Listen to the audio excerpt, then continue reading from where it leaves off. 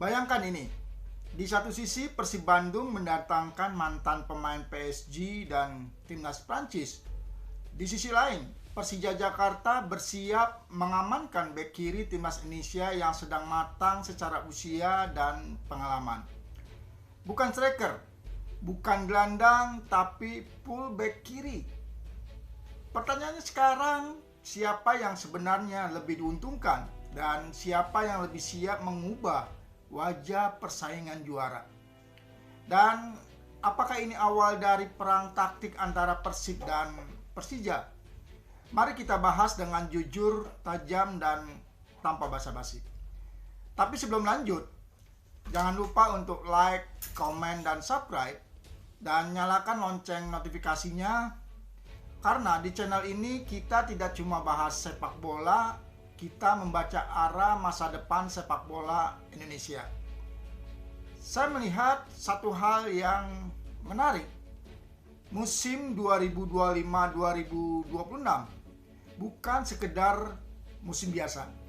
Ini adalah musim di mana Persib dan Persija benar-benar menunjukkan ambisi mereka. Persib ada di papan atas, Persija juga tidak mau tertinggal. Biasanya klub mendatangkan striker mahal untuk mengejar gelar, tapi kali ini berbeda. Yang diperebutkan justru bek kiri dengan label sangat mewah. Ini bukan kebetulan, ini adalah strategi. Karena dalam sepak bola modern, fullback bukan lagi pemain pelengkap, mereka adalah senjata. Mari kita mulai dari Persib Bandung. Nama Layvin Kurzawa bukan nama sembarangan. Dia bukan pemain asing biasa yang datang ke Liga Indonesia untuk liburan. Dia adalah mantan pemain PSG, pernah bermain di Liga Champions, pernah bersaing dengan pemain-pemain terbaik dunia. Saya melihat satu pesan besar dari Persib. Persib tidak hanya ingin juara liga, Persib ingin naik level, dan Kurzawa bukan sekedar bek kiri. Dia adalah simbol bahwa Persib siap tampil lebih percaya diri di level Asia. Secara teknis, Kurzawa punya kecepatan, pengalaman taktik Eropa, crossing yang akurat, mental juara, dan kemampuan menyerang yang sangat agresif. Di PSG, dia kenal sebagai fullback yang sangat ofensif. Artinya, Persib bisa mendapatkan dimensi baru dalam permainan. Bayangkan teman-teman, sayap kiri Persib semakin hidup, overlap Kurzawa membuka ruang bagi winger, crossing berbahaya ke kotak penalti, tekanan konstan ke pertahanan lawan.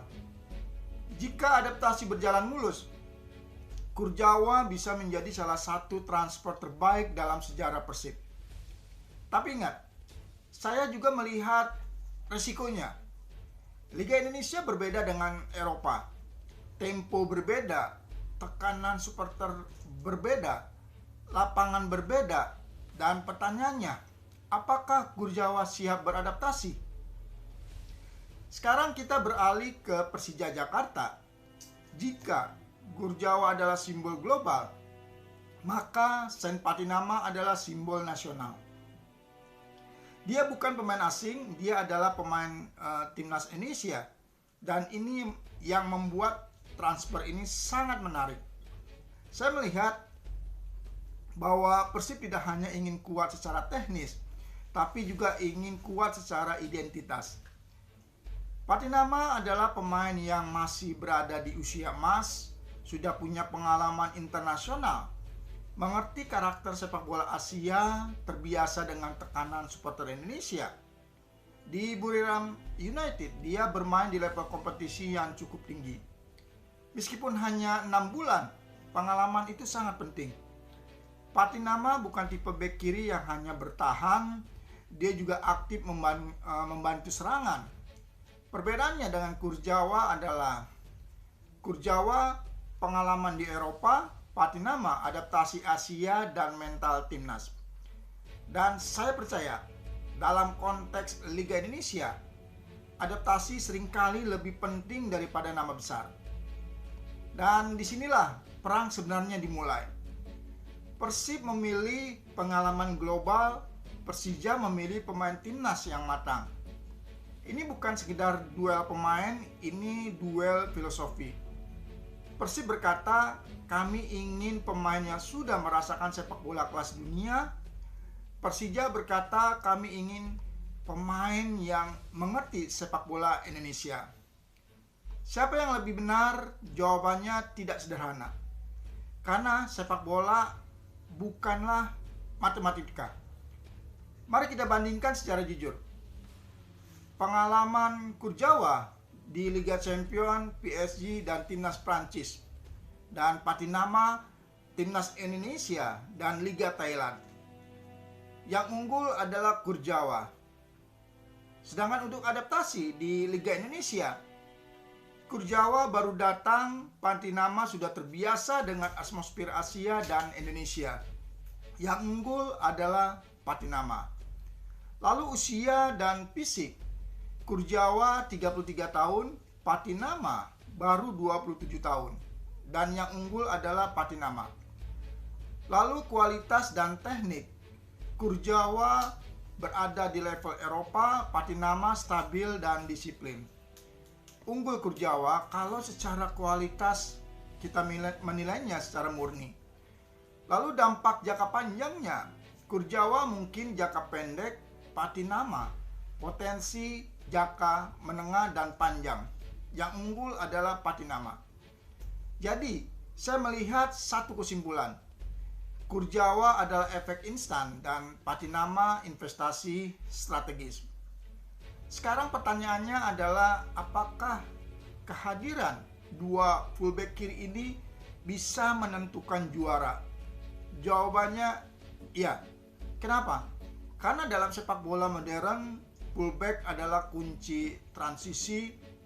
Jika Kurzawa tampil konsisten, Persib bisa menjadi tim paling agresif di sisi kiri. Jika Patinama tampil stabil, Persija menjadi tim paling seimbang secara taktik.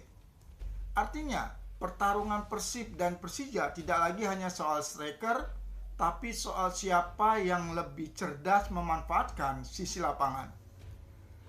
Saya melihat satu hal yang lebih besar lagi, transfer Kurzawa dan Patinama bukan cuma soal teknis. Ini soal psikologis. Persib mengirim pesan, kami tidak main-main, dan Persija membalas, kami juga tidak takut. Ini yang membuat Liga Indonesia semakin menarik. Supporter Persib merasa bangga dan The Jackmania merasa optimis. Dan netralnya mereka diuntungkan. Kalau kita lihat secara lebih luas, transfer ini punya dampak besar bagi sepak bola Indonesia. Liga semakin berkualitas, pemain timnas bermain di klub besar, pemain Eropa datang ke Indonesia, standar kompetisi naik. Saya percaya inilah yang kita butuhkan selama ini. Bukan hanya naturalisasi, bukan hanya pemain diaspora, tapi kompetisi yang sehat. Sekarang saya ingin jujur, jika harus memilih dalam jangka pendek, Kurzawa bisa lebih dominan. Tapi dalam jangka panjang, Patinama bisa lebih konsisten. Tapi sepak bola selalu punya kejutan, bisa jadi justru salah satu dari mereka yang gagal memenuhi ekspektasi. Dan disitulah drama sepak bola lahir. Saya ingin menutup dengan satu kalimat, ini bukan sekedar perang fullback kiri. Ini adalah simbol perang ambisi antara Persib dan Persija. Dan musim ini, kita tidak hanya menonton pertandingan, kita menonton sejarah yang sedang ditulis. Terima kasih buat teman-teman yang sudah menonton sampai akhir. Terima kasih yang sudah like, komen, dan subscribe. Kalau menurut teman-teman, siapa yang lebih kuat, Kurzawa atau Patinama? Tulis pendapat teman-teman di kolom komentar, karena sepak bola tanpa diskusi bukan sepak bola. Saya Irfan, dan kita akan bertemu lagi di pembahasan sepak bola berikutnya. Salam olahraga, salam sepak bola Indonesia.